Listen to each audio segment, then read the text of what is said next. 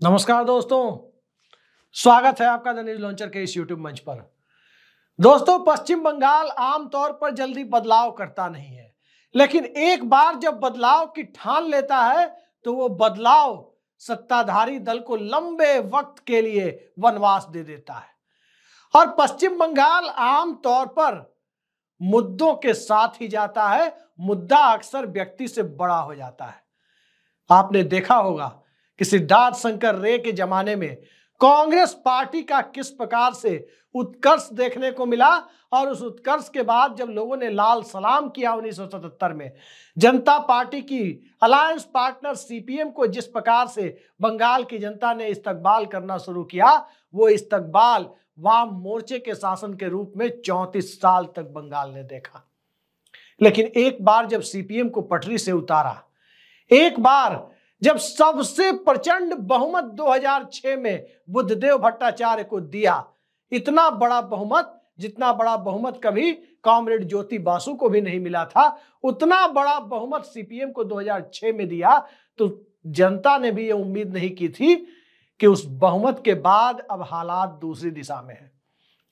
अब जनता के भरोसे के ऊपर जो सरकार चुनकर आई, जो सरकार सर्वहारा वर्ग की राजनीति करने आई, बुर्जुआ और प्रोलेटेरिएट जैसे नारों से पैदा हुई सरकार, उस नारों से बनी हुई पार्टी जब सिंगूर में केमिकल हब के लिए सलीम ग्रुप को बुलाने चली गई, जब नंदीग्राम में टाटा नैनो के लिए जमीन अधिग्रहण के लिए तमाम मर्यादाओं को पार करती चली गई, तो जनता ने बदलाव का मिजाज बना लिया। और बदलाव ऐसा, जिस बदलाव के लिए सबसे पहले भद्रलोक ने सहयोग देना शुरू किया। महाश्वेता देवी जैसी नामचीन नाम सीपीएम के खिलाफ और लेफ्ट फ्रंट के खिलाफ खड़ी हो गई, और नतीजा आप सब ने देखा कि पहले 2009 के लोकसभा चुनाव में सीपीएम कमजोर हुई, और 2011 में वाम पंथ का बड़ा किला रायटर्स बिल्डिंग ध्वस्त हो गया। रायटर्स बिल्डिंग ध्वस्त नहीं हुआ, बल्कि रायटर्स बिल्डिंग में वाम पंथ ध्वस्त हो गया। आज की तारीख में अब टीएमसी क्या इसी दिशा में जा रही है? सभी जानते हैं कि 34 साल के लाल झंडे के शासनकाल से उबे हुए लोगों ने एक तरह से तमाम भूमि सुधार, लैंड रिफॉर्म, बर्गादार अधिनियम, सबको एक तरफ किनारे करके ममता बनर्जी को मौका दिया था। एक फ्रेश एयर, नई हवा के, ताजी हवा के झोंके के तौर पर तृणमूल कांग्रेस का इस्तकबाल किया गया।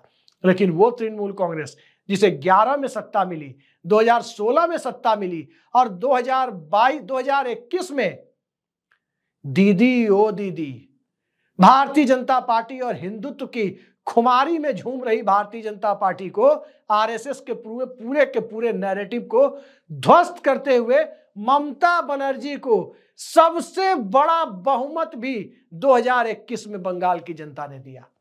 215 सीटें, 3/4 बहुमत ममता बनर्जी को दिया। लेकिन क्या अब पश्चिम बंगाल की जनता बदलाव की तरफ जा रही है?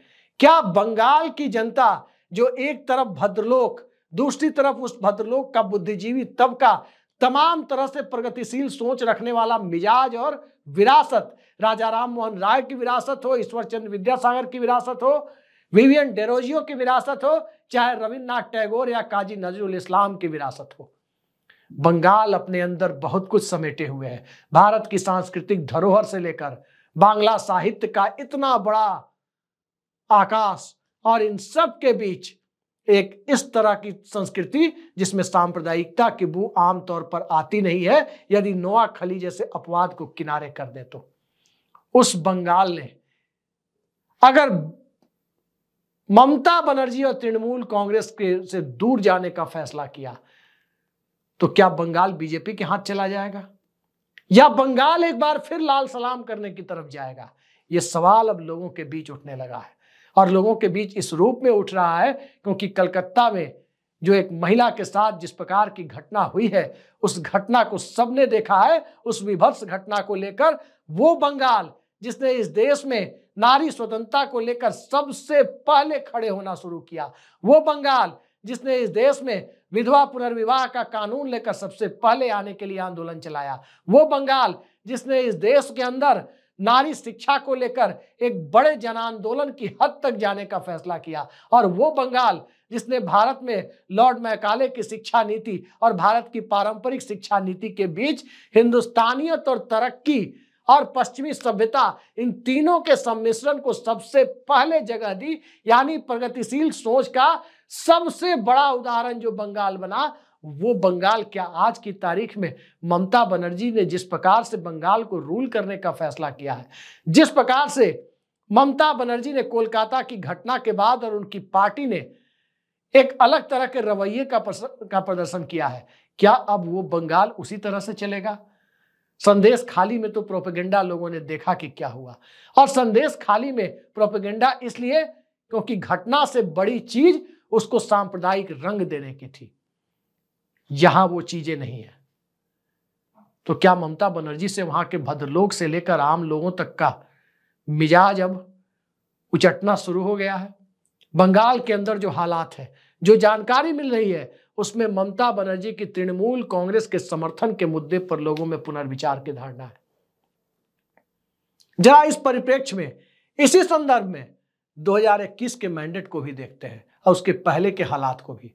2021 में ममता बनर्जी को बहुत बड़ा जनमत जरूर मिला, और जनमत इसलिए मिला क्योंकि मुकाबला भारतीय जनता पार्टी से हो रहा था, और उस जनमत का यह मतलब कतई नहीं था कि वो ममता बनर्जी की लोकप्रियता के आधार पर आया हुआ फैसला था। वो दरअसल भारतीय जनता पार्टी के एजेंडे को स्वीकार नहीं करने की परिस्थितियों से उपजा जनमत था, जिसका स्वाभाविक लाभ उस वक्त बीजेपी के खिलाफ सबसे मजबूत दिख रही ताकत तृणमूल कांग्रेस यानी ममता बनर्जी की पार्टी को हुआ था। ममता बनर्जी की जो लोकप्रियता 2011 में थी, वो लोकप्रियता 2021 में नहीं थी।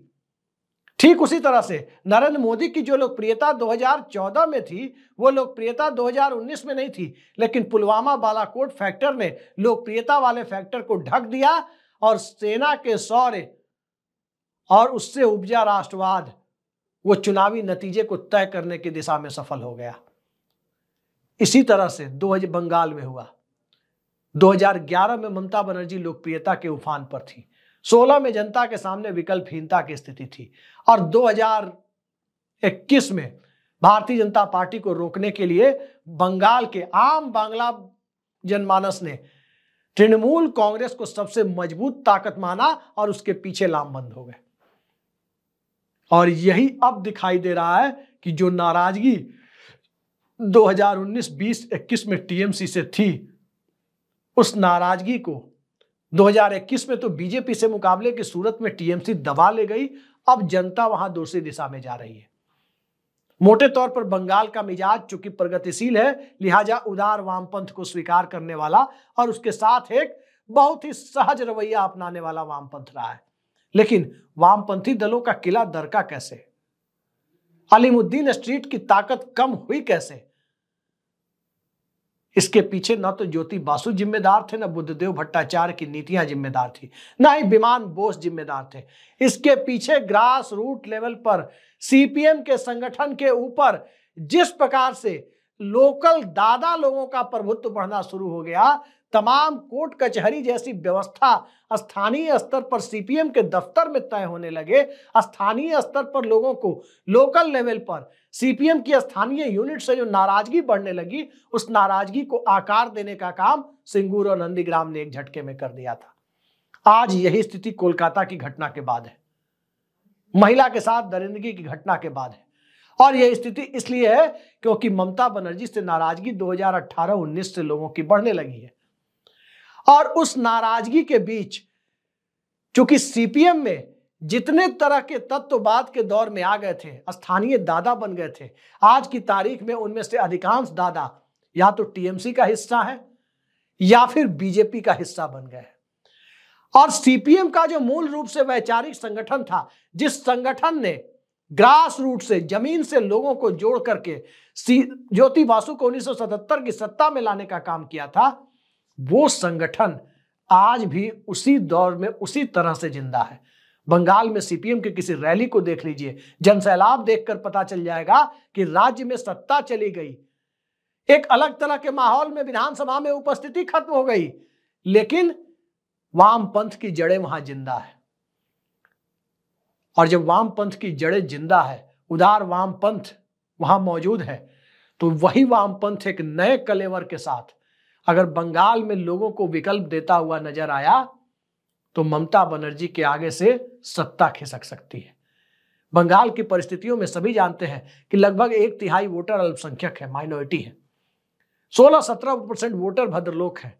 इसके अलावा बंगाल में कम्युनिस्ट पार्टियों के लैंड रिफॉर्म से, भूमि सुधार के कार्यक्रम से लाभान्वित हुए लोगों की, गरीबों की, पिछड़ों की, दलितों की, आदिवासियों की एक बहुत बड़ी तादाद मौजूद है।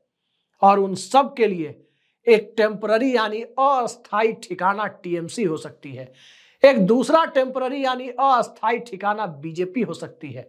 लेकिन जिस बंगाल ने उन तबकों को सब कुछ दिया, अस्थायी ठिकाना उनका वही है।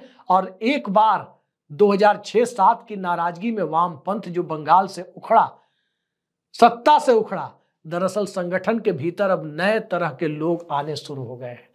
अब वो दादा टाइप लोगों की स्थिति वहां कमजोर पड़नी शुरू हो गई है। और इसी परिस्थिति में ममता बनर्जी को कलकत्ता की घटना के बाद जिस तरह से जमीन के हालात और लोगों के उबने को लेकर और इन सब से आगे बढ़कर लॉ एंड ऑर्डर को लेकर, महिला सुरक्षा को लेकर जिस तरह से पेश आना चाहिए था, उनकी सरकार पेश होती हुई नजर नहीं आई है। तभी इसे बीजेपी भी मुद्दा बना रही है, तभी ये देशव्यापी मुद्दा भी बन रहा है, और तभी जाकर ममता बनर्जी की जो अलोकप्रियता का मुद्दा है, जो भाजपा के साथ मुकाबले की सूरत में अलोकप्रियता और लोकप्रियता, पॉपुलैरिटी और अनपॉपुलैरिटी वाला फैक्टर जो लोग किनारे करके ममता बनर्जी को वोट दे आते हैं, अब उस फैक्टर का भी अब कमजोर पड़ना स्वाभाविक हो जाता है। और जब वो कमजोर पड़ेगा तो स्वाभाविक है कि ममता बनर्जी के लिए जगह नहीं बनेगी। भद्रलोक कहां जाएगा? भद्रलोक उदार वामपंथ का सबसे बड़ा पैरोकार रहा है। स्वाभाविक है कि वो भद्रलोक लाल सलाम के साथ उसकी वैचारिक निष्ठा है, लाल झंडे के साथ उसका पुराना दृष्टिकोण मेल खाता है, तो वो स्वाभाविक है कि वो वहां उसकी पहली पसंद है, वो जाना चाहेगा। ठीक इसी तरीके से देखें, अल्पसंख्यकों को जब भाजपा से ही मुकाबले की सूरत बन रही है, तो ये बात वो बखूबी जानते हैं कि तृणमूल कांग्रेस चूंकि कोई वैचारिक आधार पर गठित बहुत बड़ा संगठन नहीं है, उसके कोई आइडियोलॉजिकल लाइन नहीं है, तो उसके साथ वो उसे एक टेम्पररी हॉल्ट की तरह ही देखते हैं। अंततः उन्हें वापस उसी धारा पर जाना है जो भाजपा को हरा सके। और जो तबका कभी मतुआ समुदाय के नाम पर, तो कभी किसी और नाम पर, तो कभी जंगल महल का इलाका भारतीय जनता पार्टी के आदिवासी वनवासी के बहस के दायरे में आकर जिस तरह से कुछ समय के लिए बीजेपी फिर वापस टीएमसी में होता रहा है, दरअसल वो तबका लैंड रिफॉर्म और जहां वो रह रहा है, जहां की परिस्थितियां उसके अनुकूल है और जहां उस परिस्थितियों को अनुकूल बनाने में ज्योति बासु की कम्युनिस्ट सरकार ने बड़ा योगदान दिया है, ये बात बंगाल में जमीन पर उतरने के बाद साफ हो जाती है कि आम जनता बंगाल की कम्युनिस्ट पार्टी को भले ही हरा दी, ज्योति बासु और सीपीएम की सरकार के उस योगदान को नहीं भूलती जिस योगदान ने उनको जिंदगी को कम से कम जीने लायक तो बनाया। तो ये सारी परिस्थितियों पर ममता बनर्जी सचेत नहीं हुई तो आने वाले वक्त में बंगाल की राजनीति का चाल, चरित्र और चेहरा बदल सकता है। और सबसे बड़ी बात, भारतीय जनता पार्टी के लिए जो एक गेटवे दिखाई दे रहा था बरास्ते ममता बनर्जी, वो गेटवे भी कहीं ना कहीं अवरुद्ध हो सकता है, क्योंकि याद रखिए भारतीय जनता पार्टी बंगाल में कभी विकल्प नहीं हो सकती। भारतीय जनता पार्टी ममता बनर्जी के सामने खड़े होकर प्रतिक्रियावादी, ममता बनर्जी की सरकार से नाराज वोटरों से में, खासकर बहुसंख्यक हिंदू वोटरों में एक सेक्शन को अपने साथ लुभाने की कोशिश तो कर सकती है, लेकिन भारतीय जनता पार्टी बंगाल की जनता का स्वाभाविक विकल्प नहीं हो सकती। ममता बनर्जी तभी सत्ता में आई थी जब वामपंथी धारा से निकले हुए लोग सुधारवादी रवैया दिखाने लगे। सिंगूर और नंदीग्राम को केमिकल हब और टाटा नैनो को लाकर वो रवैया दिखाने लगे, तो जनता ने उनसे बड़ी वामपंथी, कम से कम दिखने में ही सही, आइडियोलॉजिकली हो या ना हो, दिखने में ही सही, इन प्रोजेक्ट्स और जमीन अधिग्रहण का विरोध में खड़े उस ताकत के साथ जाना स्वीकार किया जो कम से कम कमिटमेंट में वामपंथी तो लग रहा था। और स्वाभाविक है कि वो कमिटमेंट उस वक्त ममता बनर्जी दिखा रही थी। आज हालात बदल गए हैं। आज हालात इस कदर बदले हुए दिखाई दे रहे हैं कि कलकत्ता की घटना एक ट्रिगर पॉइंट हो सकता है बंगाल की राजनीति में आमूलचूल बदलाव के लिए। और ये भारतीय जनता पार्टी के लिए एक सबसे बड़ा राजनीतिक नासूर साबित हो सकता है, क्योंकि भारतीय जनता पार्टी के अगर तरक्की को बीजेपी के एक तरफा आगे बढ़ने की प्रक्रिया पर यदि आप गौर करें तो एक बात साफ हो जाती है कि बीजेपी तभी आगे बढ़ करके सामने आई जब इस देश में वामपंथ का स्पेस घटता चला गया, यानी एक काउंटर आइडियोलॉजिकल थ्योरी कमजोर पड़ती चली गई। अटल बिहारी वाजपेयी के दौर में जब बीजेपी आई थी तब 50 से ऊपर सांसद हुआ करते थे लेफ्ट फ्रंट के, वाम मोर्चे की लोकसभा में 50 से ऊपर सांसदों की तादाद हुआ करती थी। और वो एक ऐसा माहौल था जिसमें हर विचारधारा का एंटीडोट नजर आता था। वामपंथ की विचारधारा का एंटीडोट दक्षिण पंथ में नजर आता था, यानी भाजपा जैसी ताकतों में, तो दक्षिण पंथी विचारधारा का यानी बीजेपी जैसी ताकतों का एंटीडोट वामपंथ में नजर आता था। और जनता को इन दोनों के बीच में मध्यमार्गी ताकतें, कांग्रेस और जनता दल जैसी ताकतें ज्यादा उपयुक्त दिखाई देती थी और उनका सियासी स्पेस भी बचा हुआ था। लेकिन जो ही ये संतुलन बिगड़ता हुआ दिखा, जो ही भारत में वामपंथी धारा कमजोर पड़ी, 2009 के लोकसभा चुनाव में कमजोर पड़ी प्रकाश करात के दौर में, उसके बाद सीधे सीधे दक्षिणपंथी धारा ने आगे बढ़ना स्वीकार किया। 2009 में वामपंथियों के सांसदों की संख्या 25 से भी नीचे आ गई। 25 सांसद भी नहीं जीते थे वाम मोर्चे के, और इसका नतीजा यह हुआ कि 2014 में नरेंद्र मोदी का रथ सरपट दौड़ता चला गया, क्योंकि एक